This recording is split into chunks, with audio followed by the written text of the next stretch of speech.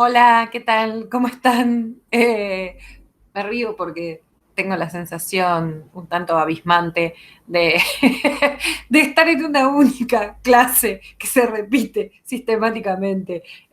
Supongo que ustedes también deben tener la misma sensación, ¿no? O deben pensar incluso que en realidad yo me senté en algún momento del año durante unas horas, muchas, y grabé todas las clases de un tirón. Eh, Además, como siempre me he visto de negro, es difícil percibir los cambios. Pero bueno, nada. Sacando esas pequeñas intromisiones, vamos a decir, de lo fantástico en la vida cotidiana, no. Hoy es 23 de agosto, el lunes 23 de agosto. No sé, quizás tendría que salir con el diario, así tipo los secuestrados, para dar prueba de vida. Pero hoy es el lunes 23 de agosto, espero que estén muy bien. La clase de hoy la vamos a destinar a Julio Ramón Ribeiro.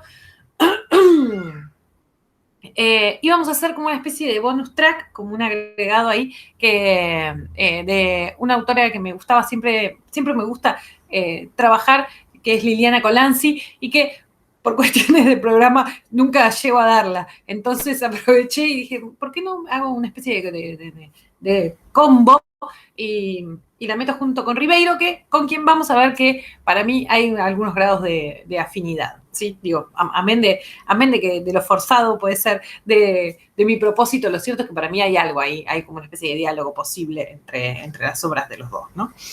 Eh, Después ustedes me dirán en qué medida fue un poco osado o atrevido lo mío, o forzado incluso, o en qué medida les parece pertinente. Bien, con Ribeiro vamos a entrar. Ribeiro es un autor que muy probablemente ustedes no conozcan.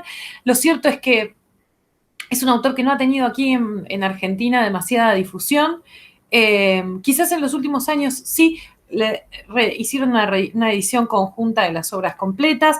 Me parece que en los últimos años sí empezó a revisitarse un poco su obra, a repensarse. Me parece que en relación, vieron algo que a mí siempre me interesa mucho, ¿no? Bueno, ¿por qué rescatamos desde el presente a algunos autores del pasado, digamos? Tratando de escapar como a las obviedades vinculadas a la moda y demás, yo siempre creo que igual hay algo, hay alguna clave incluso sobre nuestra contemporaneidad, amén de sobre la obra de Ribeiro, que salta en ese ejercicio de rescate, ¿no? De recuperación de la obra de un otro. Así que eh, tengo para mí algunas opiniones sobre por qué rescatamos hoy la obra de Ribeiro, una obra que, como les decía antes, acá en Argentina estoy hablando concretamente, un poco soslayada.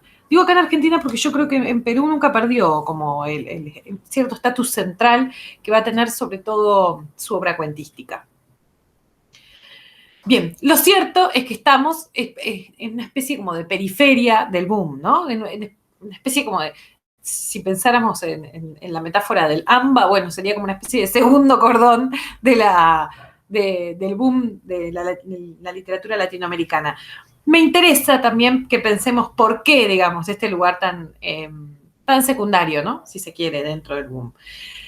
Bueno, Ribeiro, para los que no lo conozcan, que seguramente será la mayoría, o eso me dicta la experiencia por lo menos, nació en 1929, murió en 1924, nació y creo que murió también, ahora tendría que revisar el dato de la muerte, pero en Perú, originalmente nació en un pueblo de la periferia, después muy rápidamente se mudó a Lima, donde hizo alguna parte de su carrera. Como buena parte de los autores de su generación también, y esto ya lo vimos, de la generación a la que pertenece, la que pertenece por edad, digamos, su carrera intelectual también estuvo muy marcada por la errancia, ¿no? Por esta cosa vamos a decir, del peregrinaje. Eh, los que hacen conmigo latinoamericana, de Argentina, perdón, también les resonará algo esta idea del peregrinaje. La errancia, decíamos, de los miembros de esta generación, que como vimos la mayoría había tenido que, ya sea por motivos políticos en algunos casos, en otros casos simplemente por motivos laborales, había hecho buena parte de su carrera en otros lugares, ¿no? Lo habíamos visto en García Márquez, que había tenido la mayor parte de su carrera la había hecho en México, lo habíamos visto en Monterroso, lo vimos, no lo vemos acá, pero también lo podríamos haber visto en Cortázar. Lo vimos en Fuentes, ¿se acuerdan? Lo cierto es que Buena parte de esta generación, me gustaría pensar que es algo circunscrito a esta generación, pero tendríamos que analizarlo un poco más. Me parece que hacen este periplo, ¿no? Este periplo que muchas veces los hizo recalar en Europa, la mayor parte de las veces. De hecho, yo creo que el caso de García Márquez fue un poco raro dentro de los destinos posibles, de los destinos de los distintos destinos de ese peregrinaje. Fue un ejemplo, sin lugar a dudas, raro. Perteneció Ribeiro a la generación del 50, a la que llamamos la generación del 50 de la literatura peruana. Es una generación probablemente la más importante de la literatura peruana del último siglo. Es una generación que comparte también, entre otros, con Vargas Llosa, por supuesto, de quien hemos hablado. Estamos siempre como circunvalándolo y nunca lo trabajamos, ¿no? A Varguitas. Decíamos de Vargas Llosa, pero también de Brais Echenique, ¿no? Otro autor también importante del periodo. Con Vargas Llosa lo unió una sucesiva como amistad, ¿no? Muy entrañable, sobre todo también en el tiempo en el que coincidieron en Europa y demás. Y después, por supuesto, una marcada enemistad. Y digo por supuesto porque pareciera ser como la constante en la vida de Vargas Llosa, ¿no? Medio que ya lo vimos también, que repitiera ese patrón con otros autores, como por ejemplo con García Márquez. Como también le suele pasar a Vargas Llosa en la mayor parte de los casos en los que se enemista con alguien, evidentemente, las razones de esa enemistad, en el caso de Ribeiro, fueron también eminentemente políticas. Sin embargo, eso no quito, digo, para que veamos que también Vargas Llosa tiene lo suyo, digo. Tiene cierta nobleza intelectual. Sin embargo, Vargas Llosa, pese a después haber pasado a tener una muy mala relación con Ribeiro, lo cierto es que siempre no se cansó de señalar que la obra de Ribeiro era para él una de las mejores obras de América Latina toda, ¿no? Quizás un poco exegético incluso, pero bueno, sí, se solía destacar eso, ¿no? Decía, para mí la de Ribeiro es de las mejores obras que se puedan pensar dentro de América Latina. El peregrinaje europeo al que hacíamos mención antes, bueno, en cierta medida tuvo como dos etapas, dos momentos. Un primer momento en la década del 50, creo que fue entre el 52 o 53 y el 58, en el que estuvo una parte del tiempo en Madrid y la otra en París, y después volvió a Lima, hizo ahí un recorrido intelectual también, creo que hizo algunas publicaciones, y hacia comienzos, creo, de la década del 60, 62 por ahí, ya se volvió a Europa, donde se instaló hasta su muerte, ¿no? Hacia su muerte después iba y venía, hacía como unos viajes, pero lo cierto era que su residencia permanente estaba en Europa. La mayor parte de los críticos van a decir que esta marca como biográfica, ¿no? Vinculada a la errancia, vinculada al movimiento, también va a dejar una impronta en su literatura, ¿no? Una literatura que también va a tener por uno de los tópicos centrales esta sensación, esta idea, esta exploración sobre la idea del no pertenecer. No pertenecer, vamos a ver incluso genéricamente, y también no pertenecer. Y también cierta noción, incluso como literal, vinculada a la extranjería, ¿no? A la sensación de ser extranjero. Además está decir que nosotros vemos acá un recorte muy, muy pequeño de su obra. Elegí nada más que 2 cuentos, antes daba 3, pero después me pareció que como que era medio redundante, así que decidí dar 2 cuentos. Esos 2 cuentos están dentro de lo que el propio Ribeiro por lo menos denominaba el género fantástico. Vamos a ver que es un género fantástico, una forma de entender el género fantástico muy diferente a la de algunos de sus contemporáneos, muy diferente a la de García Márquez, por ejemplo, ¿no? Muy diferente a la impronta en general del realismo mágico, también muy diferente a la impronta de lo real maravilloso de Carpentier. Esto quizás también nos invita a nosotros a pensar por qué no entró en el boom, ¿no? ¿Por qué no entraba en el boom la obra de Ribeiro? Sin embargo, yo creo que sí se la puede no homologar en todo, ¿no? Vamos a ver que hay ciertas cuestiones que le van a ser propias, pero sí para mí va a tener mucho más en común en particular con Borges y con Cortázar, que con la obra de algunos otros escritores de América Latina, ¿no? O sea, podríamos pensar quizás es el más, es el más argentino de los escritores peruanos. Hoy vamos a tener una clase bastante marcada por la lectura, espero que vengan con paciencia. Voy a leer para ustedes, les voy a leer justamente en relación a al lugar incómodo que le ha tocado a Ribeiro dentro de la literatura latinoamericana y sobre todo dentro del periodo que le tocó vivir, ¿no? Dentro del periodo de los titulazos del boom. Y voy a leer para ustedes un texto de Alejandro Zambra. Alejandro Zambra es un escritor chileno. A mí me gusta mucho Zambra. Antes daba una novela muy cortita que tenía, la daba en el programa, después la saqué para poner otra cosa y vieron cómo es. Después ya no me entró para volverla a poner. No sé cuánto tiempo pienso que tendría que durar la literatura latinoamericana, ¿no? Es otra historia.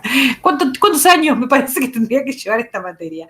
Pero bueno, Zambra tiene un texto muy lindo que se llama Ribeiro en su telaraña. Se los dejo en el Classroom.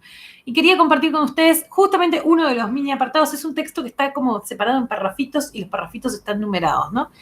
Zambra es muy admirador de la obra de Ribeiro y podríamos pensar, iba a decir ese como uno de los encargados de esta especie como de florecimiento tardío de la obra de Ribeiro dentro de los nuevos autores de la narrativa latinoamericana. Zambra es un tipo joven, ¿no? Debe tener ahora, no llega a los 50 años.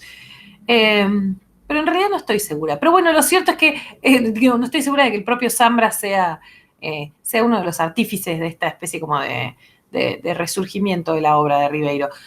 Pero aún cuando no sea el artífice, no sea el responsable, digamos, forma parte como de esto me parece a mí, de como de la zeitgeist que hace que recuperemos, o que alguna parte por lo menos de la teoría literaria y también como de la praxis, Zambra es eminentemente un escritor de ficción, lo haya recuperado, ¿no? Les leo un fragmentito, es el fragmento 7, les dejé el texto en el Classroom, ¿no? Mientras sus colegas escribían las grandes novelas sobre Latinoamérica, los ladrillones del boom a los que hacemos siempre mención, Ribeiro, el orillero del boom, daba forma a decenas de cuentos simplemente magistrales que, sin embargo, no llenaban las expectativas de los lectores europeos. Y él lo sabía muy bien. El Perú que yo represento no es el Perú que ellos imaginan o se representan. No hay indios o hay pocos. No ocurren cosas maravillosas o insólitas. El color local está ausente. Falta lo barroco o el delirio verbal, dice con calculada ironía. ¿Qué le costaba embadurnar a sus personajes con las cremas del barroco? Mucho. Ribeiro quería escribir lo que quería leer. Fue así como los pocos indios de su obra se salvaron del paternalismo, que por entonces engordaba las billeteras.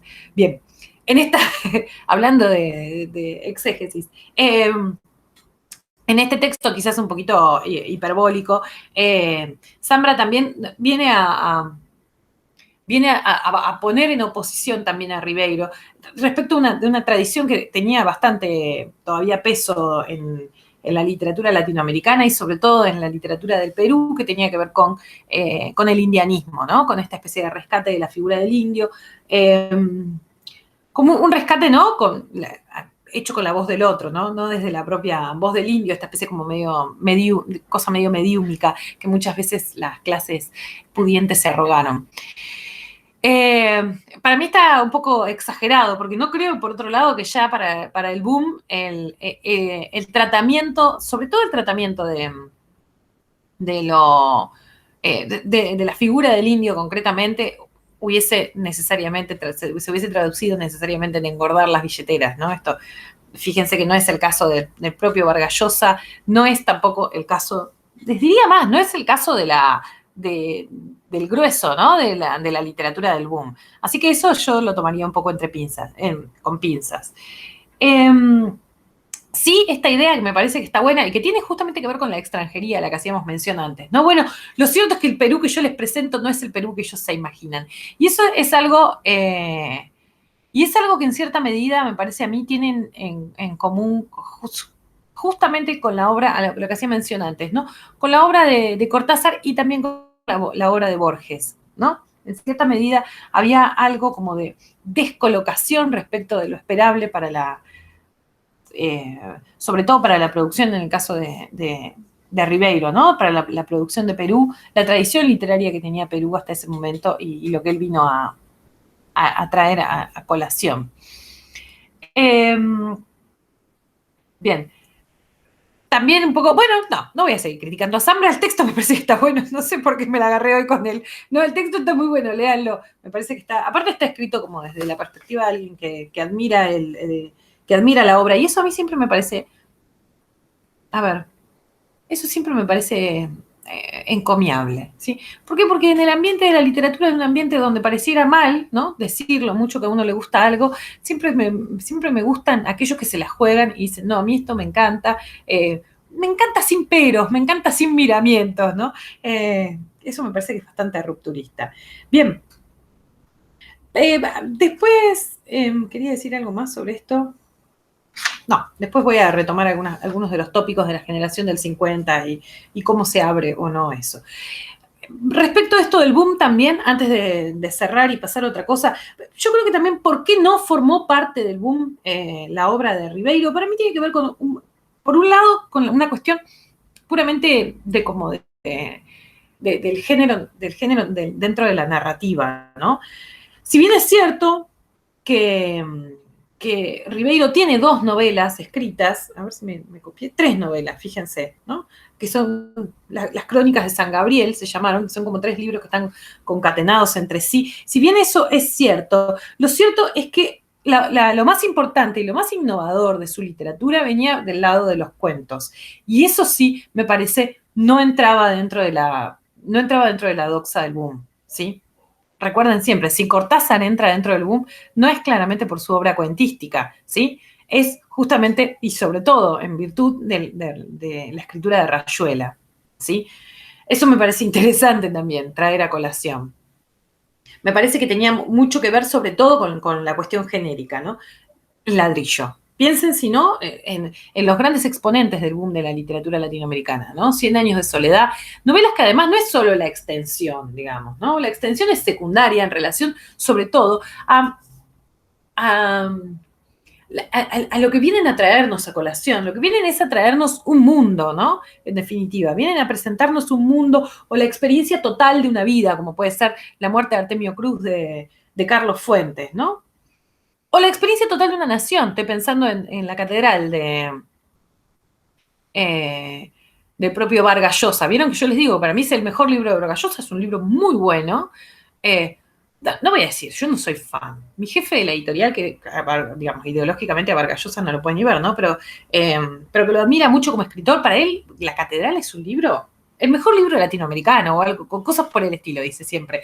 Lo leyó como 4 veces, miren que es un ladrillo, hay que tener ganas de leerlo 4 veces. Yo no caigo en esas cuestiones hiperbólicas, pero sí me parece que es un muy buen libro y que justamente lo que busca de parte es como ser totalizante, ¿sí? Es la historia, ¿ven? Es justo los 3 ejemplos involuntariamente, ¿no? Porque son los que se me ocurrieron, pero son 100 años de soledad, que es la historia además de una familia, es la historia de un mundo, en definitiva, la que nos presenta. La historia, la muerte de Artemio Cruz, que es la historia total, además de la Revolución Mexicana, sobre todo la historia de un individuo dentro de esa revolución, ¿no? Y por otro lado, la catedral, que en este ejercicio conversacional, en este ejercicio dialógico de los personajes, para mí es un fresco perfecto de la historia de Perú, ¿no? Bien, entonces, por un lado, eso, ¿no? Un tipo que escribe cuentos en un momento en el que, ¿vieron algo? Lo habíamos hablado con Monterroso. En el caso de Monterroso, bueno, era todavía muchísimo más marginal su producción, ¿no? Porque su propuesta era mucho más abismante, si se quiere. Para mí, Ribeiro como la marca de estilística, y por eso me parece que lo hermano con Borges y con Cortázar, justamente tiene que ver con como la elegancia, ¿sí? Una prosa elegante. Creo que es un poco, por otro lado, un apelativo que a él le hubiese encantado que alguien dijera sobre su prosa. Bien, por un lado, entonces, eso. Por otro lado, también hay otra cuestión que tiene que ver como con el género literario. Lo cierto es que en su obra, buena parte de su obra cuentística es lo que él denomina fantástica. Sin embargo, no hay episodios mágicos. Y eso sí me parece que era parte como mágico, no en el sentido Harry Potter de la magia, ¿no? En este sentido como de lo sobrenatural, ¿no? De lo que se pone por sobre lo natural. Bueno, eso no va a aparecer, o por lo menos no de manera evidente, como ustedes habrán observado en los dos cuentos que leyeron, que me parece a mí que son en ese sentido bien característicos de esta postura, ¿no? Que es como un poco descentrada respecto de la doxa del género fantástico. Eso para mí también explica muy bien el lugar como el segundo cordón que le tocó a Ribeiro en Suerte. Como les decía antes, el recorte que nosotros hacemos es un recorte muy cortito, son nada más que 2 cuentos. Espero que hayan notado, o bueno, si no lo notaron, igual no importa, pero son 2 cuentos que además no son contemporáneos entre sí, hay como 20 años entre uno y otro. Yo creo que La Molicie, esperen que lo busco acá, está en Cuentos de Circunstancias, que es un libro que está en el 50, que editó en el 58, y Sobre las olas es un libro, forma parte de uno de los libros más famosos quizás de Ribeiro, que se llama Silvio en el Rosedal, que es del 77. ¿Ven? Casi 20 años entre uno y otro. Hay una gran distancia también, no voy a decir técnicamente, porque técnicamente me parece que los dos cuentos son impecables, pero hay una gran distancia en los tópicos, ¿no? Que visita en uno y otro, que me parece que está también explicada por el tiempo que hay, que media entre esos dos libros, ¿no? Tiene también, les decía, unas novelas, 3 novelas son las Crónicas de San Gabriel, y tiene una serie de libros totalmente inclasificables, ¿no? Por un lado, le han editado con el correr de los años buena parte de los diarios. Ustedes saben que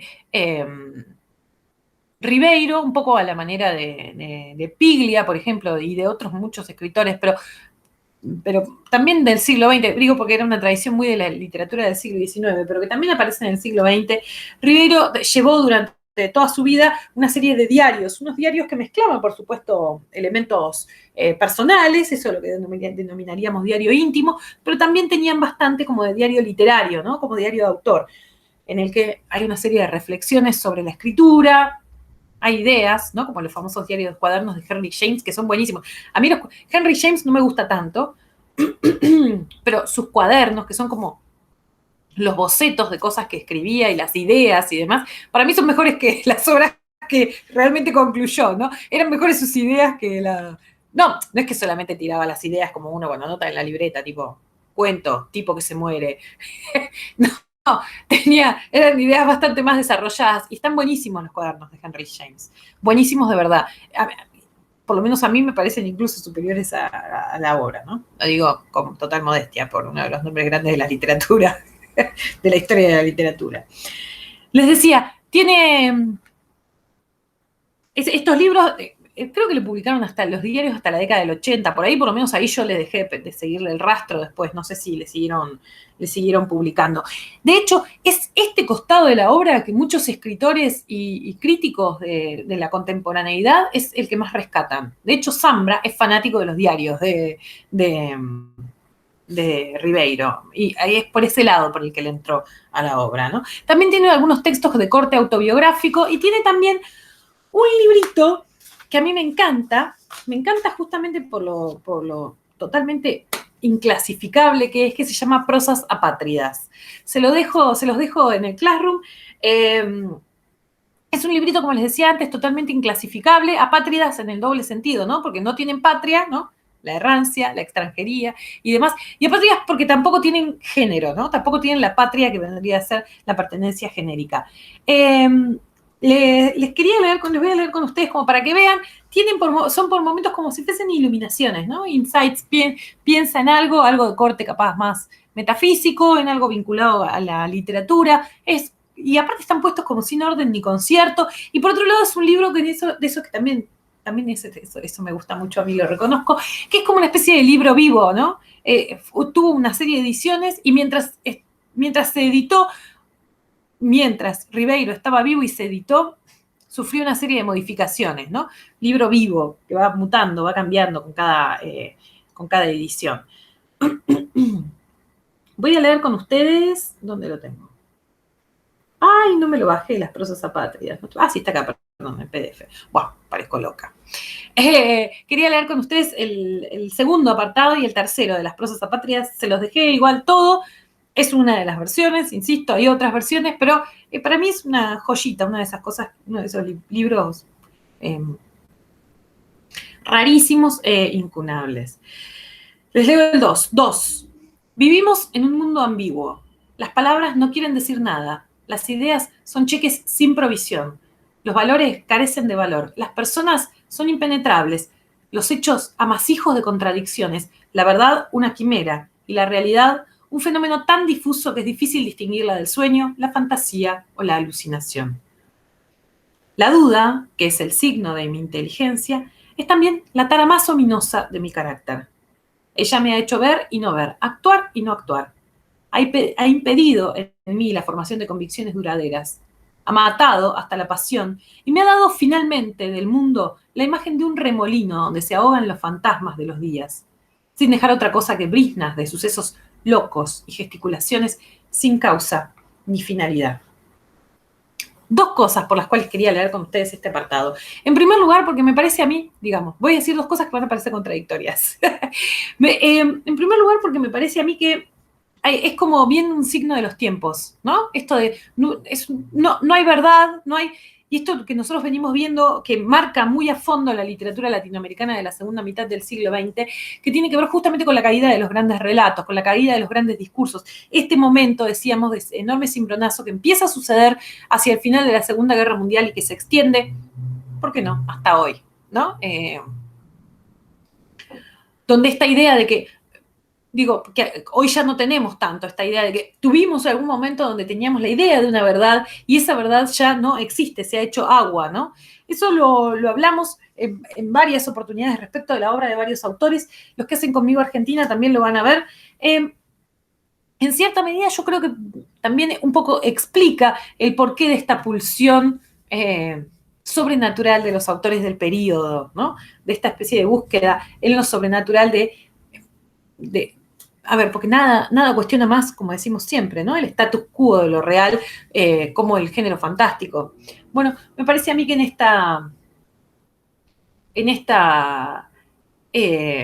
esta pulsión hay como una especie de clima de época, ¿no? Por un lado eso entonces, algo que lo vuelve parecido al resto. Y por otro lado algo que lo singulariza, por eso decía, parece contradictorio en sí.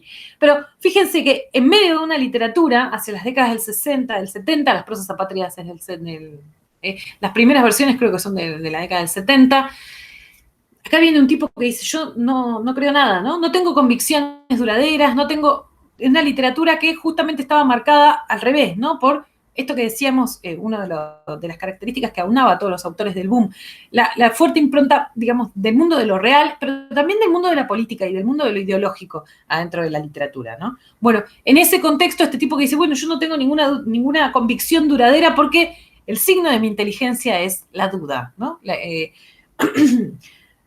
Por otro lado, dice, es el signo de mi inteligencia, pero también mi peor tara, ¿no? Esta idea de la duda permanente. Así que este fragmento quería que lo viéramos justamente porque nos servía muy bien para caracterizar una época, pero también para dar cuenta de ciertas singularidades que corren a Ribeiro o explican esta especie como de espacio marginal en el costado que me parece a mí va a ocupar, por lo menos en ese periodo, ¿no? Voy a leer con ustedes el 3 también para que vean otro formato, ahora sí para pensar en otras formitas de estas prosas apátridas. 3. El sentimiento de la edad es relativo. Se es siempre joven o viejo con respecto a alguien. César Vallejo dice en un poema en prosa que por más que pasen los años nunca alcanzará la edad de su madre. Lo que es cierto, además. Es comprensible que los hombres de 40 o 50 años sigan sintiéndose jóvenes, pues saben que todavía hay hombres de 70 u 80. Solo cuando se llega a esta última edad, comienzan a escasear los puntos de referencia por la cima. Los octogenarios se sienten pocos, es decir, solos, viejos. Qué interesante esto, ven, porque me gustaba este como contrapunto. El otro es algo bien como del orden, como de lo general, ¿no? Una descripción. Y este es como una reflexión pequeña, como metafísica, ¿no? Sobre sobre la vida y el transcurso del tiempo. Bueno, en ese arco, en ese espacio, entre esas temáticas, es que se va a desarrollar Prosas Apátridas, también con este uso de la cita, ¿no? Vean qué lindo, bueno, como me hace acordar a lo que decía César Vallejo, un uso como muy poco academicista, muy poco docto de la cita, que se parece mucho más al uso que hacemos normalmente, ¿no? De los autores, cuando le comentamos a alguien, sí, esto me hace acordar a lo que leí de tal, ¿no? No sé si les pasa a ustedes, a mí me pasa todo el tiempo. Bien, quería entonces comentarles un poquito, se los dejo el libro, Prosas Apátridas, para que lo ojeen, lo lean si tienen ganas. Los tópicos que van a aparecer, que van a ser muy propios, va a decir la crítica de la obra de Ribeiro, van a ser, por un lado, el desarrollo de lo urbano, esto que él mismo decía, bueno, lo ponía un poco al margen de la tradición también, ¿por qué no? De la tradición, por ejemplo, del indianismo y demás, ¿no? El desarrollo de lo urbano que va a tener yo diría como por espacio de predilección, sobre todo la ciudad de Lima, ¿no? Esta predilección por lo urbano, este desarrollo, esta explotación sobre la ciudad, concretamente de Lima, va a ser común a toda la generación del 50. ¿Vieron que decíamos, no? A Bryce, Echenique, también a Vargas Llosa, van a ser todos escritores de lo urbano, en particular no de cualquier urbe, de la ciudad de Lima, ¿no? Que va a ser como un gran... va a ser como muy efervescente, ¿no? Y va a ser un magma muy potente para la escritura de la época. Por otro lado, y esto sí me parece a mí lo distancia, sobre todo de Vargas Llosa, el trabajo, digamos, el recorte que va a hacer el propio Ribeiro, digamos, de lo que va a elegir contar, hablar, Ribeiro va a tener mucho que ver como la elección de lo mínimo, ¿no? La idea del ámbito exclusivamente como de lo cotidiano. Digo, muy lejos en general, la elección, las temáticas de elección de Vargas Llosa, que en general tienen que ver con algo mucho más general, ¿no? Como decíamos antes, en el caso de la catedral y tratar de trabajar sobre la historia de Perú, ¿no? Nada más lejos de la voluntad de Ribeiro, que lo que quería justamente era contar estas historias muy chiquitas, alojadas en lo cotidiano. En general es una cosa cotidiana que ustedes van a ver, digamos, no hay nada de costumbrismo en eso, es una especie como de cotidianismo extrañado, ¿no? Como una especie de... como aquel que sí está viendo lo cotidiano, pero con ojos nuevos, ¿no? Por otro lado, otro tópico que también lo singulariza a Ribeiro, que me parece a mí que vincula muy bien una parte de su biografía y de su obra, va a aparecer siempre la idea de la enfermedad, ¿sí? Lo cierto, decía, es que Ribeiro tuvo una enfermedad muy larga, fue enfermo durante mucho tiempo. Creo que hacia comienzos de la década del 70 le detectaron un cáncer que digamos, sufrió una serie de tratamientos muy invasivos en general, pero es el cáncer que después lo mata más de 20 años después, ¿no? Pienso, por un lado, bueno, es un tópico interesante, hasta ahora no habíamos trabajado con un tópico tal como la enfermedad, y pienso que también hay, si se quiere, una pequeña, se me ocurre a mí, ¿no? Una pequeña como hilo ahí, y hay otros autores que también lo trabajaron. En particular, Bolaño, quien también fue enfermo durante mucho tiempo, tenía un problema hepático, y también me parece a mí, hay un costado de su obra muy atravesado como por la retórica de la enfermedad, podríamos pensar. Y eso es también interesante como para pensar y para trabajar en relación con las dos obras, ¿no? Cosa que yo no voy a hacer, por supuesto, pero si alguien tiene ganas de cotejar, digamos, cómo aparece la enfermedad en uno y en otro, también es algo interesante. Estos dos cuentos, como les decía antes, forman parte de esa especie de corpus al que el propio Ribeiro denominó su serie de cuentos fantásticos, ¿no? Sin embargo, vamos a ver, y esto es lo que a mí me interesaba, porque esto es lo que lo vincula con parte de nuestro programa, decíamos, van a trabajar con dos formas diferentes, dos abordajes diferentes de trabajo sobre el género fantástico, muy distintivas, ¿no? Que van a tener cada una un matiz que le va a ser propio. Y este me parecía a mí que era uno de los ejes del programa.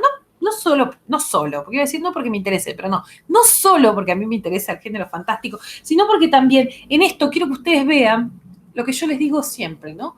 Como un ejemplo de forma de trabajo sobre un género, ¿sí? Otra vez, la idea del trabajo sobre un género a veces puede aparecer a simple vista, y sobre todo para los que no cultivan la literatura de géneros, puede parecer como un corset, ¿no? Bueno, es algo demasiado, demasiado cristalizado, demasiado rígido. A mí, que me gusta escribir prosas apátridas, esto no me interpela de ninguna manera. Bueno, yo lo que quiero mostrarles a ustedes con una parte intensa del programa, que es la que tiene que ver con el fantástico, es que justamente el trabajo con el género es un trabajo que puede ser de profunda libertad también, ¿sí? Y que el trabajo de género con los géneros en general, cuando es interesante, es cuando justamente habita en los bordes de los géneros, ¿no? Y busca indagar. A mí me parece que, porque como digo siempre, ¿no? El género, diría Liliana Bodoc, es una forma probada de la cultura, y como tal no me parece nada desdeñable, ¿no? Porque nada de lo popular me es ajeno a mí, nada del campo de lo popular me es ajeno, entonces no me parece nada desdeñable, y me parece que es algo también a repensar, ¿sí? Eso no implica que haya textos como Prosas Apátridas y como muchos otros, que a mí no me encanten y que no tengan ninguna lectura posible desde el género literario, ¿sí? Eso también está bien. No es una cosa o la otra, es una cosa y la otra, mejor, ¿no? Que me parece que siempre es la opción superadora. Bien, les dejo un artículo en relación al género y a los cuentos que vamos a leer, un artículo de José María Martínez que, ¿cómo se llama? Se llama algo así, tiene un nombre re aburrido, tipo Los cuentos fantásticos de Julio Ramón Ribeiro. No se esmeró mucho. Pero justamente lo que trata de hacer Martínez en este texto es, en algún punto, pensar una taxonomía, ¿no? Una taxonomía posible para los cuentos fantásticos de Ribeiro. Para eso, por supuesto, usa las categorías de Todorov, pero las va como problematizando y va pensando como en los textos en función de como grupos, ¿sí? Como subgrupos dentro de lo fantástico. Los textos que yo elegí forman parte de dos de las categorías, si se quiere, sí, los cuentos fantásticos de Julio Ramón Ribeiro se llama. No te jugaste ni un poco con el nombre, ¿no? Igual capaz que él pensó, pero si igual la gente va a decir ese artículo que habla sobre los cuentos fantásticos de Julio Ramón Ribeiro, ¿no? También eso es válido, ahora que lo pienso. Sí, dicho así. Bueno, decía, tiene... lo que dice Martínez, ya lo van a leer ustedes en el texto, justamente es que uno puede pensar en agrupar estos cuentos fantásticos que pueblan la obra de Ribeiro en una serie de categorizaciones, ¿no? Y que esas categorizaciones, adentro del fantástico mismo, nos invitan a pensar matices propios del género. Los dos textos que yo elegí justamente trabajan sobre dos formas de entender el fantástico, por lo menos en términos de Martínez, diferentes. La molicie va a formar parte de lo que para Martínez es el fantástico alegórico. Me interesa detenerme un poquito ahí, ¿no? No sé si ustedes lo vieron, sin lugar a dudas hay algo. En general el fantástico, ¿no? Lo que nos invita, como decimos siempre, es una invitación a la metáfora, ¿no? Y hay algo en este ejercicio como subido, ¿no? De volumen de la alegoría, de la molicie, que nos invita a pensar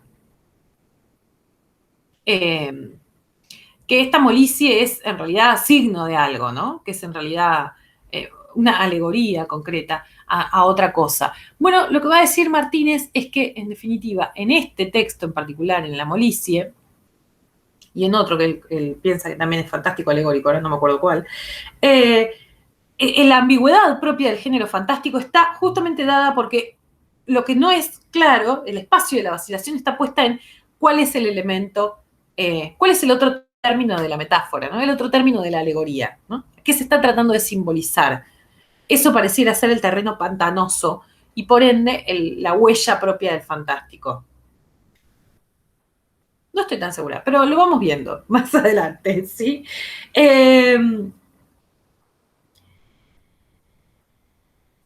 algunos va a decir después, perdón, me quedé pensando en algo, en algo que yo misma voy a cuestionar, pero lo voy a decir más adelante.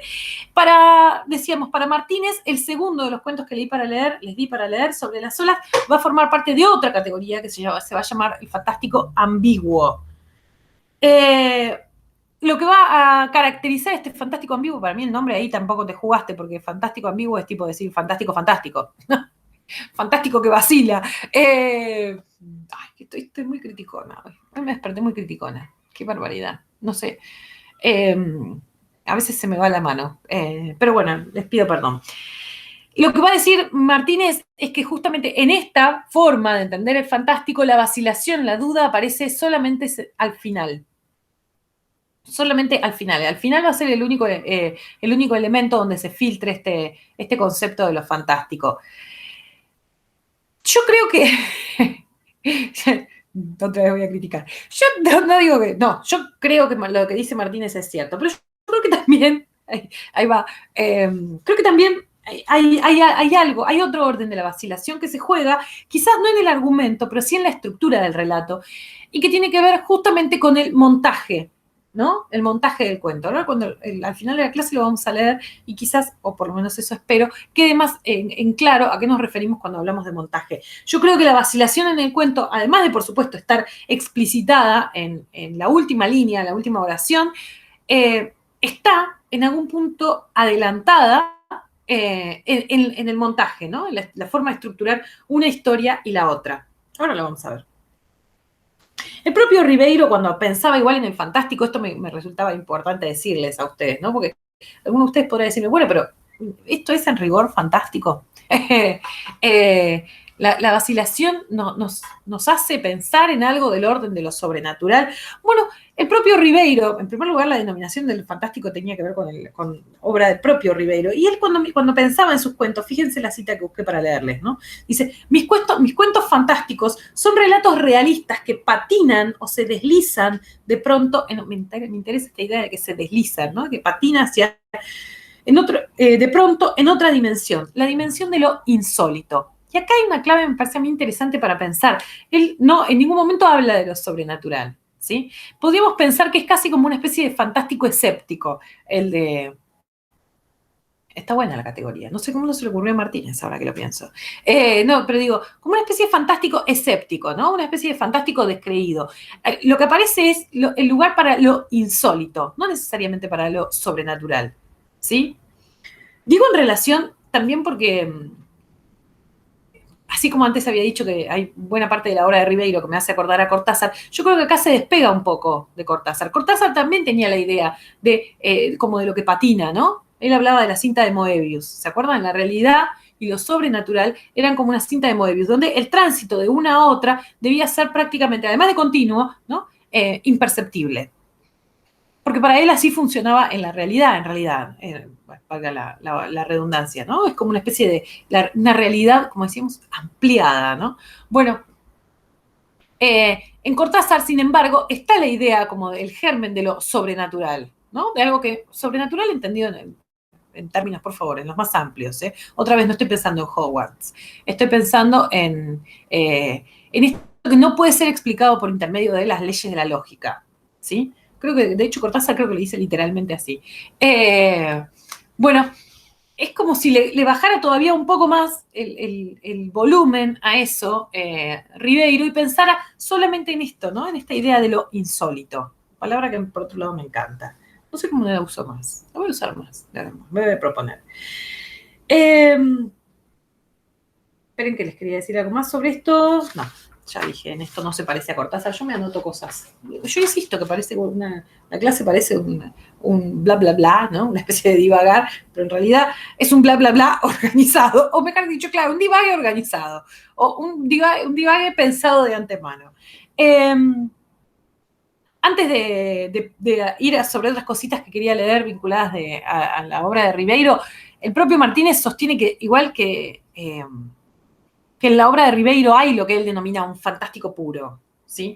De hecho, durante mucho tiempo estaba en el programa también otro cuento, que al final no lo doy porque además como agregué el de Colanzi, que se llama Reader y el pisapapeles, Si quieren, léanlo. Y es verdad que es un cuento. Lo que pasa es que Fantástico Puro a mí me suena como que tendría que seguir como las marcas genéricas de Poe, y claramente tampoco lo van a encontrar, ¿no? Pero es verdad que se parece un poco más a la doxa del género fantástico, este cuento, que los dos que yo les di, ¿no? Que son más bien periféricos. Bien, espero que se haya entendido algo de la presentación que quise hacer sobre el texto de Martínez. Si no, cualquier cosa lo pueden leer a él. Y sobre todo pueden leer algunos de los cuentos que él menciona, que yo acá dejé de lado necesariamente, ¿no? Porque otra vez hacer un recorte es siempre una pequeña tragedia. Quería leer con ustedes, voy a aprovechar, la clase de hoy ya les dije, voy a leer muchas cosas. No sé por qué la organicé se ve que estaba con ganas de leer. Vieron que para mí las ganas de leer son como biológicas. Hay algo biológico que digo, es como qué sed que tengo, bueno, qué ganas de leer. Bueno, a veces hay días que me despierto con muchas ganas de leer cosas. Y leer con otros es una forma, si bien es un ejercicio completamente diferente de leer solo, ¿no? Leer con otros para mí es un absoluto deleite, es lo mejor de mi profesión, sin lugar a dudas. Leer con otros. Bien, quería leer con ustedes, decía, el decálogo para cuentistas, texto de Julio Ramón Ribeiro. Ustedes saben que me encantan los decálogos, me encantan las arts poéticas, me encantan porque me invitan a ver, me gusta leer de estos textos de los autores, como digo siempre, perdón, pateé la mesa, porque me quería rascar la pierna. No porque me inviten como a pensar, a ver, no porque yo quiera sacar un secreto de escritura, es un tip, como la palabra que odio, de escritura con cierto grado de certidumbre, no, sino porque me parece que ahí muchas veces se trasluce cierta visión sobre qué es el deber ser de la literatura para cada autor, ¿sí? Y digo el deber ser y no la concreción, ¿no? ¿Qué es para mí la literatura?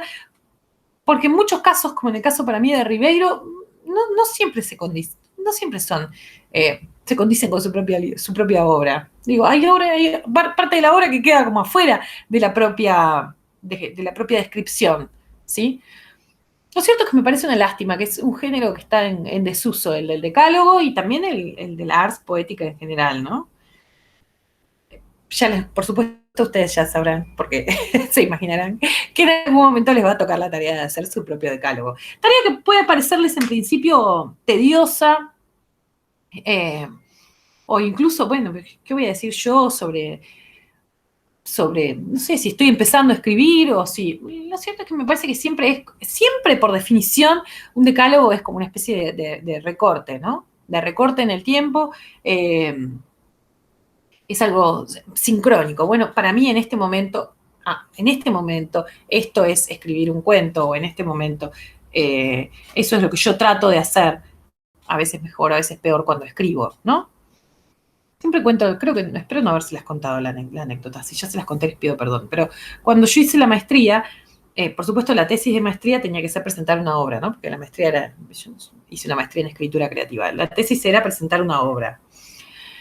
Cuando me faltaba muy poco ya para terminar la obra y me dijeron que además de la obra tenía que presentar un trabajo, un ensayo, en definitiva, sobre mi propia obra.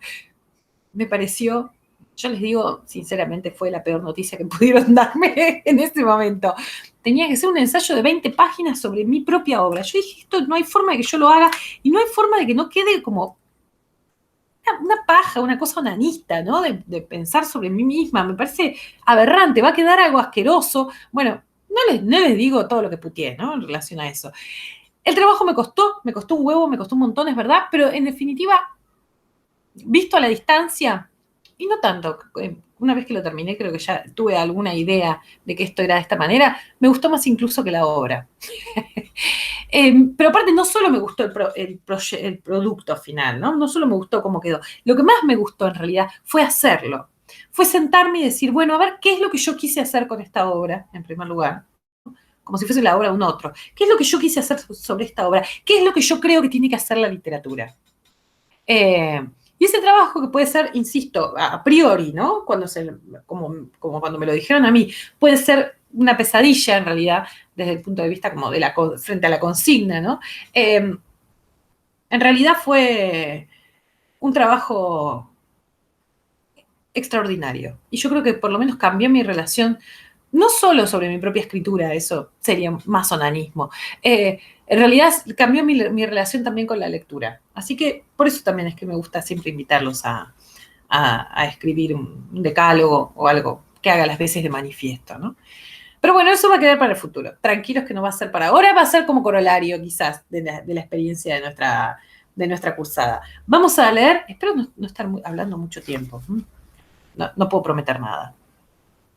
Voy a leer entonces para ustedes el decálogo también lo tienen en el Classroom, por supuesto. Siempre los decálogos, aparte, ay, estoy súper interrumpiente hoy, pero siempre los decálogos además son en realidad, en general, exigencias de un otro, ¿no? Como acá, ¿por qué no se usan más los decálogos? Es porque no los piden más, se los pedían a los escritores, las revistas y demás. Se ve que ya ha pasado de moda, ¿no? 1. El cuento debe contar una historia. No hay cuento sin historia. El cuento se ha hecho para que el lector pueda, a su vez, contarlo. Acá hay algo, yo les diría, si se hubiese quedado con esta sola premisa, ya hubiese sido un montón para decir sobre un decálogo, porque en definitiva, ¿qué es lo que está haciendo acá Julio Ramón Ribeiro? Sentando muy fuerte la opinión sobre que la idea para él, el cuento en sí mismo, debe contar una anécdota. De ahí la idea de lo contable, ¿no? La tradición la larga tradición de lo contable. Aparte me gusta esta idea, ¿no? De que puede a su vez ser repetido por un otro. Esto, decíamos, es un posicionamiento intenso respecto de otra tradición también, muy propia de la literatura del siglo XX y muy en auge también para la época de Ribeiro, donde el cuento, por supuesto, se corría de esa idea, se corría de la idea de lo contable, se corría por completo de la idea de la anécdota, ¿sí? Y justamente lo que se contaba, el centro nodal del cuento, era en algún punto inasible, ¿no? Inenarrable. Pienso, por ejemplo, en los cuentos, vieron que yo hace poco hice la edición de Katherine Mansfield. Bueno, los cuentos de Katherine Mansfield, los cuentos de Virginia Woolf, sin ir más lejos, los cuentos de una parte, por lo menos, de la obra cuentística de Chekhov, ¿no? Sin ir más lejos. También se corre un poco de la idea de lo contable. La dama del perrito, ¿se acuerdan? Esto ya se los conté, creo, ¿no? Termina al final diciendo, bueno, y acá empieza lo mejor. Y así termina el cuento. Y lo que pasa antes, no sé. Pero quiero decir, es interesante pensar que esto es lo primero que él tiene para decir sobre un cuento, ¿no? Y también esto para mí lo corre un poco del lugar como de a ver, como del espacio también de la moda de ese momento. Él lo que quiere acá también es sentar un precedente, me parece, respecto de, bueno, todos están hablando de una forma de entender la literatura y yo quiero pensar en otras cosas, en otras que estaban antes, quizás. Pero me parece interesante, ¿no? Para pensar. 2. La historia del cuento puede ser real o inventada. Si es real, debe parecer inventada. Y si es inventada, real. Esto me parece genial. Esto nadie podría haberlo definido mejor. Porque justamente esta especie de trabajo entre dos mundos, entre el mundo de lo real y de la ficción, creo que no podría ser mejor dicho que en los términos en los que lo pone Ribeiro, ¿no? Bueno, siempre que sea real debe parecer inventado y siempre que sea inventado debe parecer real. En algún punto la literatura es justamente lo que se produce que está ahí en el medio entre ambas cosas. 3. El cuento debe ser de preferencia breve, de modo que pueda leerse de un tirón. Esto también tiene que ver con una tradición, ahí sí decíamos la tradición, esto lo vimos cuando vimos a Monterroso, una tradición muy propia de América Latina que tiene que ver justamente con el cuento breve. Yo les decía, ¿no? Cuento para la tradición norteamericana, el short story en general tienen 30 páginas tranquilamente, los cuentos de Milhauser, como les decía, creo que les puse ese ejemplo la clase anterior, ¿no? En clase de Monterroso. Bueno, eso justamente tiene que ver con una pertenencia como cultural. El cuento en Latinoamérica tiene una tradición que debe ser leído en una sentada, dice Ribeiro. Vemos también, no todos los cuentos de Ribeiro pueden ser leídos en una sentada, pero bueno, cosas que pasan. Seguimos. La historia contada por el cuento debe entretener, conmover, intrigar o sorprender. Si todo ello junto, mejor. Si no logra ninguno de estos efectos, no sirve como cuento. Esto me parece a mí en cierta medida se vincula con lo anterior, lo que tiene que ver con la anécdota. ¿sí? Contra lo que está discutiendo. Vieron que uno en el fondo siempre cuando hace este tipo de cosas está discutiendo contra algo. Bueno, lo que está discutiendo acá Ribeiro justamente es con la idea de que del relato, ¿no? En vez del relato en lugar del cuento, ¿no? De, bueno, contar algo, algo sin anécdotas, sin que sea una especie de pequeño transcurrir en el tiempo, ¿sí? Dice, bueno, si no pasa ninguna de estas cosas, no es cuento. 5. El estilo del cuento debe ser directo, sencillo, sin aspavientos ni digresiones. Dejemos eso para la poesía o la novela. Dos cosas acá. La primera es lo que tiene que ver con el estilo, ¿no? Para él el cuento tiene que ser directo. Y eso un poco lo corre en lo que decía Zambra, ¿no? Lo corre de la idea del barroquismo propio de este periodo de la literatura latinoamericana, muy concretamente. Ahora, eso por un lado. Por el otro lado, qué visión rara sobre el poema y sobre la novela. O sea, entiendo que la novela para él es evidentemente el espacio de la digresión y que por eso se construye la novela, porque es como una especie de anécdota con digresiones. Raro. Y por otro lado, supongo que la referencia a la poesía tiene que ver justamente como con los aspavientos, ¿no? También una mirada sobre la poesía un poco extraña y, ¿por qué no?, un poco anticuada. Pero bueno. 6. El cuento debe solo mostrar, no enseñar. De otro modo sería una moraleja. Bueno, todavía en el siglo XX se estaba discutiendo como esta idea de lo pedagógico, ¿no? Los propósitos pedagógicos de la literatura. Ahí va a decir del siglo XX, qué ilusa que soy. Fíjense sobre todo en algunas literaturas, en algunos nichos literarios muy concretos, como en el de la literatura infantil y juvenil, que todavía se espera eso de la literatura, ¿no? La vez pasada leí a alguien que buscaba recomendaciones. Busco recomendaciones para libros para mi hijo para que aprenda a, y eran todas cosas, tipo lista, to-do list, ¿no? Tipo, compartir, ser mejor hermano mayor, ser... ¡Ah! ¡Qué mole pensaba yo! Esa literatura, por Dios, no me la des a mí. Bueno, esta idea de que la literatura debe ser como una idea instrumental de la literatura, ¿sí? Es verdad que me gustaría decir que quedó en el pasado, pero cero eso. Hay todavía está todavía esa rémora. El cuento admite el 7. El cuento admite todas las técnicas: diálogo, monólogo, narración pura y simple, epístola, collage de textos ajenos, etc. Siempre cuando la historia no se diluya y pueda el lector reducirla a su expresión oral. Otra vez, ¿no? Lo que importa es la anécdota. Podés usar para eso cualquier estructura, si se quiere, ¿no? Todos los otros tipos textuales serían formas de estructurar esa anécdota. Pero lo que no tiene que perderse es la anécdota que puede ser a su vez llevada nuevamente a la oralidad por el lector posible. Otra vez, no creo que buena parte de los cuentos de la molicie no se ajusta, sin lugar a dudas, a esta definición de cuento, ¿no? Por eso ven que es lindo el decálogo, porque no es solo lo que dice sobre la literatura, sino que nos invita a pensar sobre la propia obra del lector, del autor. Esperen, acá. El cuento debe partir de situaciones en las que él o los personajes viven un conflicto que los obliga a tomar una decisión que pone en juego su destino. Acá, ¿contra qué discute? Acá discute como contra, otra vez, como cierta intrascendencia de la historia. Acá dice, tiene que ser algo importante que se juegue en el cuento, ¿sí? Una decisión que ponga en juego su destino. ¿Pasa eso en Sobre las olas? Bien. 9. En el cuento no debe haber, dice, deben haber, pero no debe haber tiempos muertos ni sobrar nada. Cada palabra es absolutamente imprescindible. En la misma línea del decálogo de Monterroso, ¿no?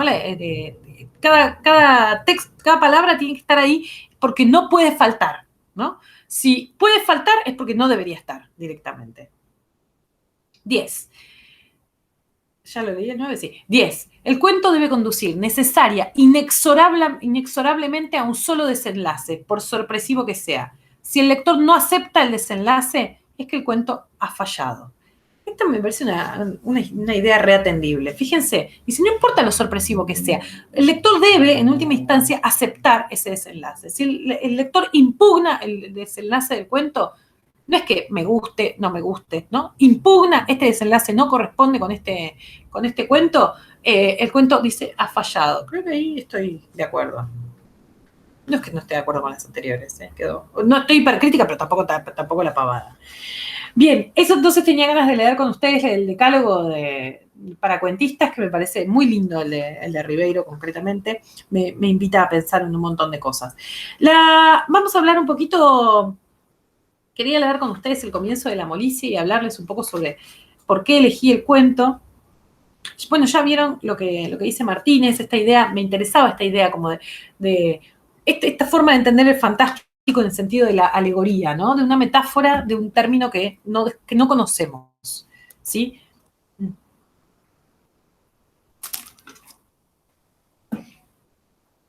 Y que ese desconocer el término de la comparación, en definitiva, también puede ser territorio para la vacilación, para la zozobra. Ahí hay algo me interesa para mí pensar. También para mí, y esto era algo que quería agregar con ustedes antes de justamente leer con ustedes el comienzo, para mí hay algo también en La Molicie que adelanta, voy a decir algo que parece muy volado, espero que me tengan paciencia. En La Molicie para mí hay algo que adelanta una forma de entender no ya el fantástico, sino también la ciencia ficción. Quiero decir, voy a un pequeño excursus sobre la idea propia de la ciencia ficción y cómo se ha ido modificando con el tiempo, ¿no? Ustedes saben que en general solemos definir a la ciencia ficción, entre otras muchas maneras, pero una especie de género que tiene como doble anclaje, ¿no? Dos patas, podríamos pensar, ¿no? Hay una pata que tiene que ver como con el presente del texto y otra que tiene que ver como con el futuro, ¿no? Se narra en futuro, pero en realidad, como decimos, lo digo siempre en media, ¿no? En realidad lo que está queriendo el lector, el autor problematizar es su presente, ¿no? El caso paradigmático, no sé, 1984, o, o los cuentos de Ray Bradbury, ¿no? Que en general, El otro pie, por ejemplo, ¿no? Un cuento formidable que habla sobre el segregacionismo. Lo pone ya no solo en un futuro, ¿no? En Marte, ¿no? Algo que en realidad que a él lo perturba en el aquí y el ahora del Estados Unidos de la década del 50. Bueno, y lo mismo con 1984, ¿no? Bueno, está en un futuro, en esa especie de futuro nebuloso que es el de 1984, pero en realidad lo que le perturba a Orwell y sobre lo que Orwell quiere hacer ya una denuncia concretamente, tiene que ver como con el carácter con la forma propia que están adquiriendo los autoritarismos, ¿no? Yo creo que eso con el correr del tiempo fue cambiando, ¿sí? No para el 58, cuando La Molicie se escribió, no creo que estuviese esa forma de entender. Creo que la forma de entender en el 58 la ciencia ficción era la de 1984, era la de Bradbury, era la de Asimov, o incluso la que después va a tener Carl Sagan, ¿no? Pero con el correr del tiempo, yo creo que esa visión sobre la ciencia ficción se fue modificando y la visión que tenemos hoy, y sobre todo los mejores ejemplos discursivos que tenemos hoy de ciencia ficción, ya no tienen tanto este carácter, no tienen tanto este doble anclaje. ¿Por qué? Porque, como dirían los redondos, el futuro llegó hace rato, ¿no? Y si ustedes se ponen a pensar, las mejores producciones de la ciencia ficción, que es un género para mí que está en uno de sus mejores momentos en la contemporaneidad, como son Black Mirror, ¿no? Una película de Spike Jonze que a mí me encanta, que se llama Her, no transcurren necesariamente en el futuro, ¿sí? O si es un futuro muy próximo, es pasado mañana, cuando se inventa otra app para el celular, ¿no? Ya no está, ¿no? Esta perspectiva, esta mirada hacia Marte, hacia un Marte que sea literal o metafórico, ¿no? Pero quiero decir hacia algo que está por fuera de la experiencia cotidiana, ¿no? La ciencia ficción contemporánea está más en este sentido, ¿no? Bueno, y me parece a mí que es un poco la mirada del cuento de La Molicie, ¿sí? Con esta especie de sombra de algo que se deposita, ¿no? Sobre los personajes, y que es algo que, y acá viene lo que es interesante, que es algo que no se explica, ¿sí? Otra vez, la ciencia ficción también, pero igual lo de la ciencia ficción es un delirio mío, ¿eh? No hay bibliografía crítica al respecto, ¿eh? La lectura que hago yo, más vinculando a La Molicie con obra de ciencia ficción, es como muy caprichosa, así que tranquis que si no están de acuerdo no pasa nada. Bueno, si no están de acuerdo con lo que dicen otros autores también, pero bueno, se la tendrán que ver con Martínez, en todo caso. Pero bueno, fíjense que también una de las cosas que pierde y gana a su vez la ciencia ficción con el correr de los años es la trama explicativa. Esto ya creo que lo habíamos hablado en algún momento, ¿no? De textos que tenían la primera, a ver, 1984 tiene 3 partes. La primera es nada más que para explicar, trama explicativa a full, cómo funciona la sociedad la sociedad del mundo, ¿no? Pero concretamente la sociedad de Londres, que queda en este lugar, o sea, llamado Oceanía. Y así podríamos pensar, la mayor parte de la cuentística vinculada a la ciencia ficción hasta la década del 50 la de Asimov, sin ir más lejos, ¿no?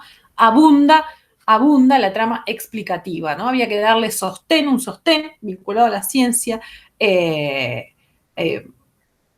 para que justifique en algún punto lo que uno dice, ¿no? Bueno, eso no aparece y justamente empieza cada vez más como a hacer agua, ¿no? La trama explicativa de la ciencia ficción. Ya no necesitamos hoy, en general, de hecho, la mejor ciencia ficción de la contemporaneidad, que insisto, es muy buena, me parece a mí que justamente una de las cosas de las que prescinde por completo es justamente de la trama explicativa.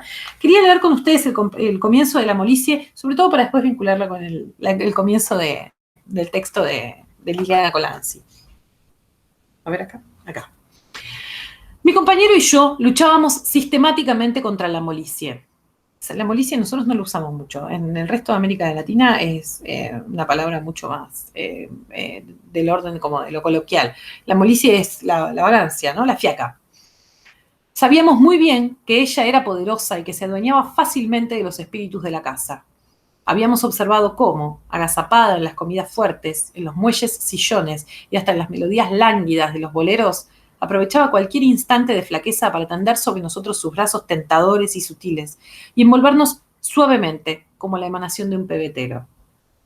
Había, pues, que estar en guardia en contra de sus acechanzas. Había que estar a la expectativa de nuestras debilidades. Nuestra habitación estaba prevenida, diríase exorcizada contra ella. Habíamos atiborrado los estantes de libros raros y preciosos que constantemente despertaban nuestra curiosidad y nos disponían del estudio. Habíamos coloreado las paredes con extraños dibujos que día a día renovábamos para tener siempre alguna novedad, o por lo menos la ilusión de una perpetua mudanza. La idea de la errancia, ¿no? Yo pintaba espectros y animales prehistóricos y mi compañero trazaba con el pincel transparentes y arbitrarias alegorías que constituían para mí un enigma indescifrable. Fíjense que la lectura que hace Martínez de la idea de lo alegórico, ¿sí? Esta molicie de la que nunca sabemos a qué se refiere, qué es la molicie en definitiva, fíjense que está contemplada desde el comienzo del texto, ¿no? Cuando dice, que está pintando con pincel transparentes, ¿no? Y arbitrarias alegorías que constituían para mí un enigma indescifrable. La idea de una alegoría transparente, ¿no? Y arbitraria. Teníamos, por último, una pequeña radiola en la cual, en momentos de sumo peligro, poníamos cantingas gregorianas, sonatas clásicas o alguna fustigante pieza de jazz que comunicara a todo lo inerte una vibración de ballet. A pesar de todas esas medidas, no nos considerábamos enteramente seguros. Era a la hora de despertarnos cuando las golondrinas, ¿eran las golondrinas o las alondras?, nos marcaban el tiempo desde los tejados, el momento en que se iniciaba nuestra lucha. Nos provocaba correr la persiana, amortiguar la luz y quedarnos tendidos sobre las duras camas, dulcemente mecidos por el vaivén de las horas, pero estimulándonos recíprocamente con gritos y consejos. Saltábamos semidormidos de nuestros lechos y corríamos a través del corredor caldeado hasta la ducha, bajo cuya agua helada recibíamos la primera cura de emergencia. Ella nos permitía pasar la mañana con ciertas reservas, metidos entre nuestros libros y nuestras pinturas. A veces, cuando el calor no era muy intenso, salíamos a dar un paseo entre las arboledas, viendo a la gente arrastrarse penosamente por las calzadas, huyendo también de la molicie, como nosotros. ¿Sí? Ahí voy a dejar. Quería leer con ustedes entonces el comienzo del cuento que les pedí para que leyeran. Es el bonus track, ya les digo, nunca me entra en general. El libro de Liliana Colanzi. Liliana Colanzi, por supuesto, no pertenece a la generación del boom.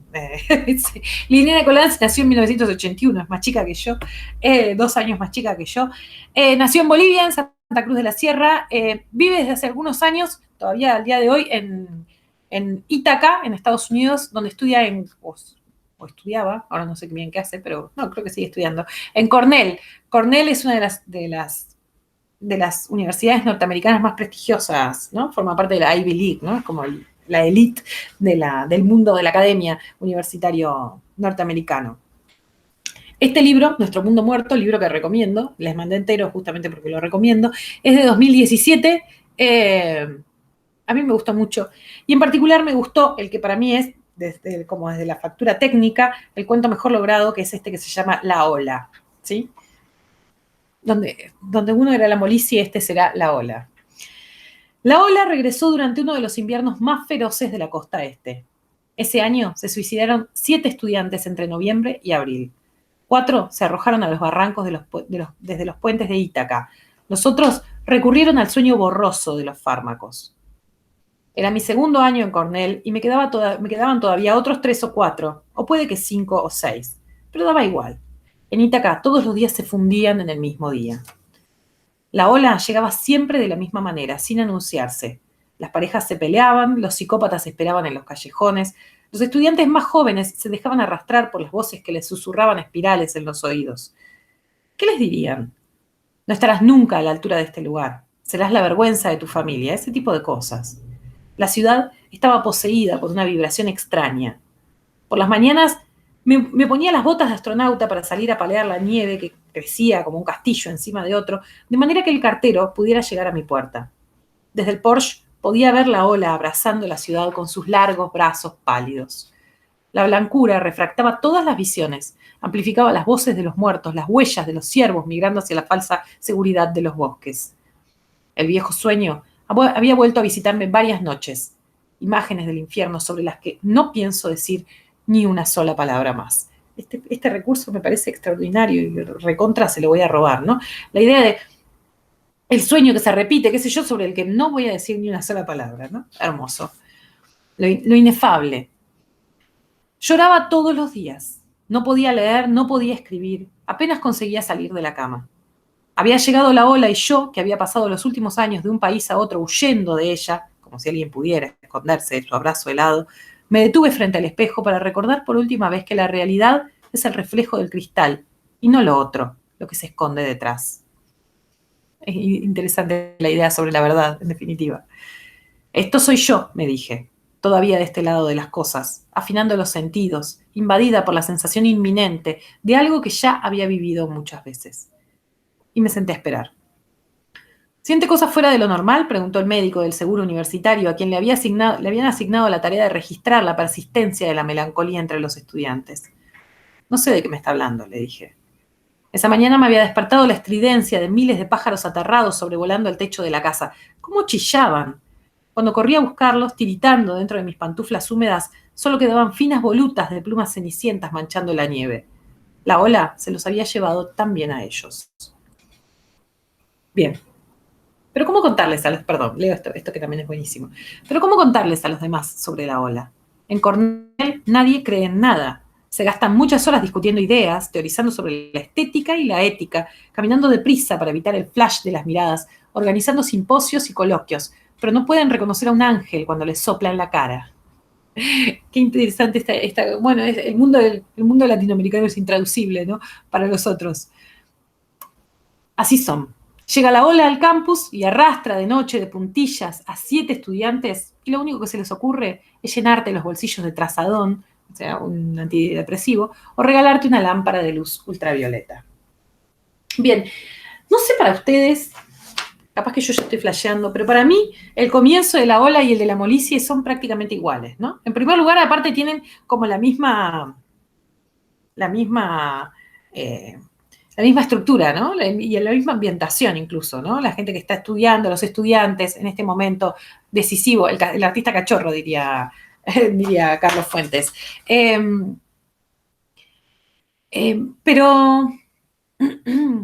Pero por otro lado hay algo como en esta idea de algo que viene y se instala, que en un caso es la Molise y en otro caso es la ola, que también en ambos casos es como demasiado, un poco indefinible, ¿no? La molicie, bueno, la fiaca, la ola, bueno, podemos pensar como esta especie como de angustia que les cae a todos, pero lo cierto es que es más que eso.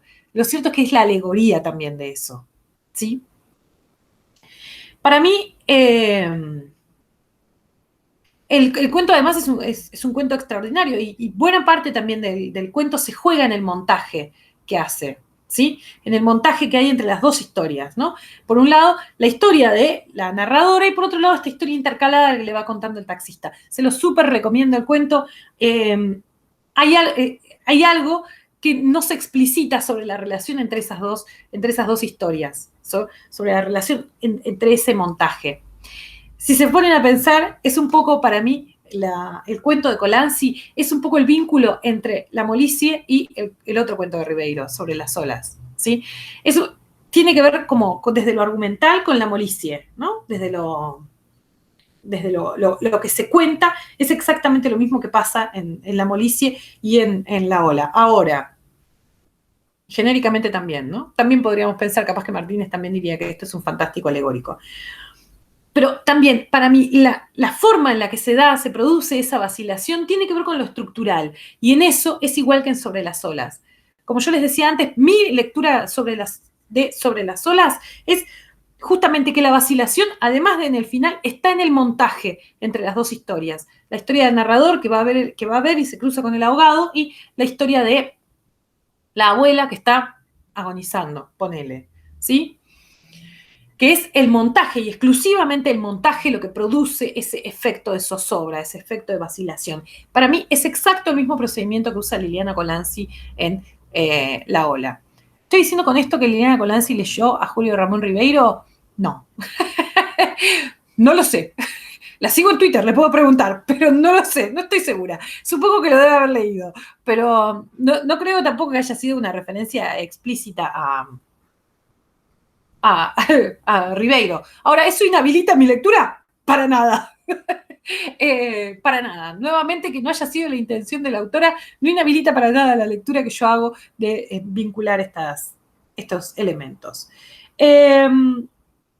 Bien, vamos a leer entonces ahora. Ya llevo mucho hablado, yo siempre me preocupo. Y aparte miro como si hubiese en algún lado un contador. No tengo ni idea a qué hora empecé a hablar. La verdad es esa, no les quiero engañar. Yo creo que ya debo llevar un tiempo largo. Pero ustedes ya saben cómo es esto. Les aburre la clase, no tienen ganas. Bueno, no leen más. Y yo los odiaré para siempre, no mentira. No ven más la clase y ya, no hay problema. Después la ven otro día, cuando estén más frescos de mente. Voy a leer con ustedes entonces Sobre las olas. Este es un cuento que a mí me parece perfecto, directamente. Cuando mi abuela le dio fiebre de Malta, fue trasladada a San Miguel, a una casita que quedaba a una cuadra del malecón. Ya antes había estado en Chilca, en Chosica, pero su salud no había mejorado. San Miguel era entonces reputado por su buen clima. La niebla de todas las mañanas invadía la costa limeña, la niebla que todas las mañanas invadía la costa limeña hacía una excepción y el sol misteriosamente bañaba desde temprano el litoral de este balneario. Yo fui a acompañarla junto con mi tío Fermín, el menor de sus hijos. Fermín había terminado el colegio y como aún no había decidido qué hacer de su tiempo y su vida, voy a necesitar anteojos, me parece. Ha llegado la presbicia y ustedes están atestiguando este momento que para mí es mi momento tan temido, ¿sí? O sea, es signo para mí de lo peor de... O sea, yo no le tengo miedo a la vejez, no le tengo miedo a las canas, como verán, no le tengo miedo a las arrugas, pero le tengo miedo a la presbicia. Así que, sí, estoy viendo como el culo. Acá. Y su vida se entretenía enseñándome llaves de lucha libre, experimentos de química y leyéndome con voz atronadora trozos de la Ilíada. Fíjense qué interesante además la referencia, el otro punto de referencia del texto, ¿no? Decíamos, el montaje está entre el presente del narrador, que tiene que ver con el ahogado, está la historia de la vida, sobrevida de la abuela, y por otro lado, fíjense la referencia que hace varias veces a la Ilíada, ¿no? O sea, no es casual. Digo, porque también hablando de montajes significativos. En las mañanas íbamos a veces de paseo por el malecón. Faltaba poco para la temporada, pero ya algunos veraneantes se ponían su truza y sin afrontar el mar se tostaban en la playa de piedras. Una de esas mañanas, mi abuela se puso muy mal. La fiebre que no la abandonaba desde hacía un mes subió y empezó a delirar. El médico vino a verla, se alarmó mucho, convocó a los otros hijos de mi abuela, se habló de llevarla al hospital, reunir una junta de galenos, llamar a un cura. Había tal nerviosismo y alboroto en la casa que mi tío Fermín me cogió de la mano. La negra muerte ronda por San Miguel, dijo, parodiando a Homero. Buenísima la referencia. Vamos a dar una vuelta. Más que nunca lucía el sol y hacía hasta calor. Los sanmigueleños, orgullosos de su buen clima, se pavoneaban por el malecón. No había cabida en ese bello día para el menor pensamiento triste ni para la más leve tragedia. Y sin embargo, a pocos pasos de allí, una anciana se moría en una casita con geranios y rejas de madera. Y era un día realmente excepcional, pues un bañista, el primero, resolvió entrar al mar y decretó con este gesto la inauguración de la temporada. Se puso de pie, dejó cuidadosamente doblada su toalla sobre las piedras, aspiró con los brazos abiertos el aire marino y se lanzó de cabeza en las aguas frías.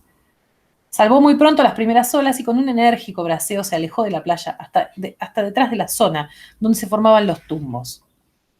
A unos 500 metros de la orilla empezó a nadar paralelamente al malecón, yendo y viniendo en un estilo perfecto. Era un espectáculo reconfortante que a todos nos llenaba de promesas mientras la mañana transcurría y el sol iba llegando a su cenit. De pronto se levantó una fuerte brisa, el mar se picó, las olas crecieron reventando muy adentro y llegando con estruendo a la playa pedregosa entre el vuelo alborotado de los patillos. Esos cambios no eran raros. El dios Neptuno, como dijo mi tío Fermín, tenía sus caprichos. Y añadió que ya era tiempo de que el bañista saliera o que a lo mejor le convenía esperar a que pasara la braveza. El bañista pareció escuchar el primer término de su consejo, pues lo vimos virar hacia la playa. Pero apenas lo había hecho, una ola reventó detrás de él y lo sepultó en su cascada de espuma. Al instante reflotó e intentó otra salida, pero una nueva ola se lo impidió. Optó entonces por retornar mar afuera, buscando la zona donde las aguas estaban más calmas. Debía estar ya a 1 kilómetro de la orilla. Mucha gente se había detenido en el paseo y observaba atentamente sus maniobras. Se trataba de un nadador experimentado, decían, alguien que conocía todos los trucos del mar. Sus comentarios fueron interrumpidos por un grito. ¡Me estoy cansando! Nos llegó perfectamente, a pesar del fragor del mar. Fíjense qué interesante también que es como una especie de guiño casi como maravilloso del cuento, ¿no? El tipo que está en el medio de un quilombo de olas está atrás de las olas a casi 1 kilómetro y sin embargo se lo escucha prístinamente, ¿no? ¡Espere un poco más! ¡Ya van a pasar las olas! Gritó alguien desde la playa. Pero el mar no tenía trazas de calmarse. Enormes tumbos se formaban cada vez más adentro y llegaban en serie bajo el cielo diáfano, reventando lejos de la orilla. Para evitarlos, el hombre se zambullía y reaparecía tras ellos. Y esto se repetía sin descanso, al punto que en el malecón empezó a cundir la inquietud. Más gente se había agolpado y hasta en las ventanas de las casas que daban al mar aparecieron cabezas ansiosas y brazos extendidos. ¡Ayúdenme, por favor! ¡Hagan algo por mí! Este pedido fue escuchado por todos, pero nadie se movió. No existía en esa época en las playas cuerpo de salvamento. Como no era aún temporada, tampoco había colchones de goma ni nadadores duchos dispuestos a jugarse la vida. ¡Socorro! ¡Estoy cansado! ¡Me hundo! En casa tengo una cámara, dijo un hombre cerca de nosotros. Avísenle que ya vengo. Aguante un poco más, gritó mi tío Fermín. Han ido a buscar una cámara. Algo debió escuchar el hombre, pues volvió a hacer una especie de saludo con la mano, se zambulló bajo un tumbo y siguió nadando. Pero el hombre del neumático tardaba. ¡Ya no puedo más! ¡Siga nomás así, que ya vienen! Al fin el Salvador apareció. Traía rodando por el malecón una enorme cámara negra, seguramente de camión, y ayudado por otros hombres, la llevaron hasta la orilla. Allí empezaron a discutir. Probablemente se preguntaban cómo hacer para que llegara hasta el bañista. Alguien había traído por su parte una soga. Lo amarraron a la recámara a la cámara, y la tiraron al mar. Pero con el primer tumbo, la goma inflada regresó a la orilla. Volvieron a lanzarla, pero cada vez las olas la devolvían. ¡La cámara! ¡Me voy a ahogar! La única solución era que alguien entrara al mar llevándole la cámara. Si 10 hombres me acompañaran, yo encantado, dijo Fermín, pero ni por 1.000.000 de soles. Pero ya la idea de la cámara había sido abandonada y alguien corría a grandes zancadas por el canto rodado rumbo al Club San Miguel, que era apenas una caseta de madera sostenida sobre pilotes. Se decía que iba a llamar por teléfono a la capitanía del puerto del Callao para que enviaran una lancha. ¡Va a venir una lancha! ¡Siga nadando! No tengo fuerzas. Aguante, unos minutos más. El hombre de la llamada por teléfono reapareció en la terraza del club haciendo un gesto victorioso con los brazos, justo cuando una de las hermanas de mi tío llegaba a paso ligero al malecón. Cogiéndolo del brazo, lo apartó de mí. Fíjense, ¿no? La idea del montaje, ¿no? El momento en el que más cerca vemos el salvamento del ahogado, ¿no? Bueno, sí, del ahogado, es en el momento en el que peor está la abuela, ¿no? Vieron que hay una alusión al paralelismo más arriba. Eh, Seguimos. Acá. Cogiéndolo del brazo, lo apartó de mí. Tenía los ojos muy irritados. Yo me esforzaba por ver qué pasaba en el mar y buscaba la cabeza del bañista. Mi tío Fermín estaba muy pálido. Ven, dijo, cogiéndome de la mano, pero a los pocos pasos cambió mi opinión. No, mejor espérame aquí. Tal vez, pero no te muevas un solo paso. Más tarde vendré a buscarte. Del brazo de mi tía se alejó muy apurado. Quedé confundido en el tumulto. Parecía que toda la población de San Miguel se había dado cita al lado de la baranda. Señoras que seguramente venían del mercado rumoreaban con sus bolsas en la mano inspeccionando el mar. Allá está, decía una, extendiendo el brazo. El punto negro, claro, detrás de la ola. Yo no veía nada, hasta que un corpachón me levantó en vilo para subirme a la baranda y después de darme un coscorrón en la cabeza prosiguió su camino. ¡Ya viene la lancha! ¡Ánimo! Gritó alguien. ¡Resista nomás! El bañista esta vez no respondió, pero desde mi nueva posición lo distinguí cada vez más lejos de nosotros. Tal vez se había apartado voluntariamente de la orilla o lo había jalado la resaca. Las olas invadían con su espuma la playa y muchos veraneantes habían tenido que retirar precipitadamente sus toallas y su ropa. ¡Socorro! Este grito solitario atravesó el mediodía soleado. Vimos el pequeño punto negro que derivaba tras los tumbos, sin sacar los brazos ya, desapareciendo por momentos. Pero al cabo de un rato reaparecía y del malecón surgían nuevos gritos de aliento. ¡Ya está llegando la lancha! ¡Ánimo, que lo van a salvar! El sol seguía ardiendo y el hombre luchando. Tanta tenacidad nos fatigaba. De la terraza del club llegaron gritos jubilosos y vimos brazos que señalaban hacia el Callao. ¡Ahora sí! ¡Allí viene la lancha! No se veía nada, en realidad, o tal vez se veía. En todo caso, se multiplicaron los gritos, pidiendo que aguantara, que era cuestión de minutos. Pero estos gritos se dirigían a un ser fantasmal. Unos lo ubicaban a la derecha, los otros a la izquierda. Cada cual quería ver su propio ahogado. Yo vi el mío, un punto indeciso, y hasta unos brazos que, en lugar de avanzar hacia la costa, se internaban desesperados hacia alta mar. ¡La lancha! ¡Allí viene! Esta vez sí era verdad. Contra el perfil de la isla de San Lorenzo se veía una vieja lancha motora que se bamboleaba en el mar picado, dejando una estela de espuma. ¡Ánimo! ¡Están llegando! Yo creí ver un último punto que reaparecía por donde nadie lo buscaba, y en vano seguí mirando, pues nada volví a ver. La lancha ya estaba cerca. Se detuvo, lanzó el ancla, y desde la borda varios guardias de ropa de baño nos interrogaban con los brazos. Les indicaron varios lugares y la lancha empezó a girar en redondo. Un guardia se lanzó al agua, se zambulló varias veces y al fin volvió a subir a la embarcación. Las olas habían repentinamente decrecido. Los patillos fugitivos se animaban a arrasar el mar picando para coger la anchoveta. El viento cesó. El mar quedó como una taza de agua. Alguien en ese momento me daba una punzada en las costillas con el dedo pulgar y no tuve necesidad de volverme para adivinar que era mi tío Fermín, aplicándome una llave que él llamaba el dedo de la muerte. Sin decirme nada, me hizo bajar de un tirón de la baranda y me condujo hacia la casa.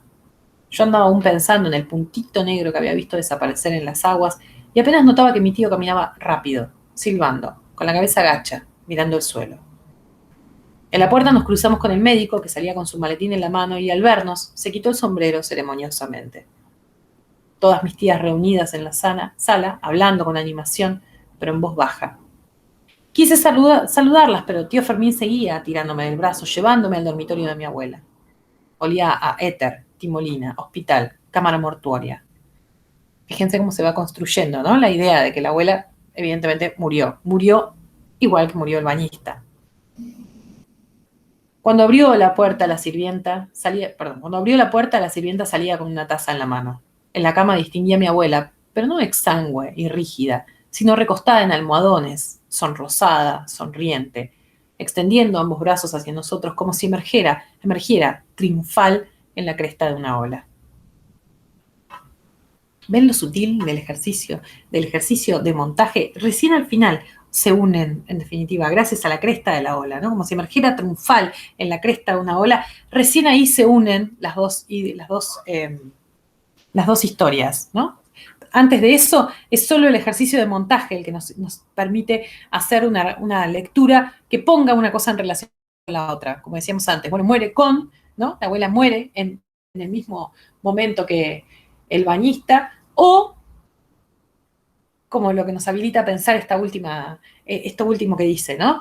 Como si, bueno, algo de la muerte del bañista haya sido necesario para que la abuela sobreviviera, ¿no? En cualquier caso, el texto me parece de una sutileza tan extraordinaria. El trabajo es tan sutil, tan delicado y además, como decía antes, no tan elegante con el género. Por eso me has acordado un poco a Borges también, quizás. Quizás la elegancia de la prosa, la que me lleva a vincular el uno con el otro. Bien, esto era lo último que quería leer. Ahora sí, los dejo en paz, por favor. Esta mujer no puede callarse. Lo último que quería leer con ustedes, Ribeiro. Por supuesto, los invito a seguir leyendo la obra de Ribeiro, que para mí es una obra que, además de ser artística, ¿no? Una obra muy sólida, muy interesante, es también una obra que va a seguir dando que hablar por bastante tiempo más, por lo menos desde mi perspectiva. Les dejé también una pequeña consigna de escritura, como escritura académica, digamos, que no es académica en realidad, pero quiero decir que no es escritura de ficción, que funciona como manera de cierre de los últimos textos que estuvimos trabajando, ¿sí? Es muy lúdica y es una boludez total y es algo muy breve, pero quería también hacer como de vez en cuando unos pequeños cierres como para que no se vaya, para evitar el efecto bola de nieve, ¿no? Y uno desde abajo viendo cómo se va agigantando la luz. Bien, eso es todo entonces. Si tienen alguna duda sobre la consigna, por supuesto ya saben dónde encontrarme. Los dejo y las dejo. Espero que estén muy bien, que se cuiden mucho. La clase que viene tenemos la clase sobre el texto de Onetti, El infierno tan temido. También ya lo tienen, se acuerdan, ¿no? En la misma entrada en la que les fui subiendo, en la que les subí algunos de los textos que íbamos a ver en esta segunda mitad del año. Cualquier duda que tienen, ya saben dónde encontrarme y siempre son bienvenidos sus mensajes. Cuídense mucho y nos vemos.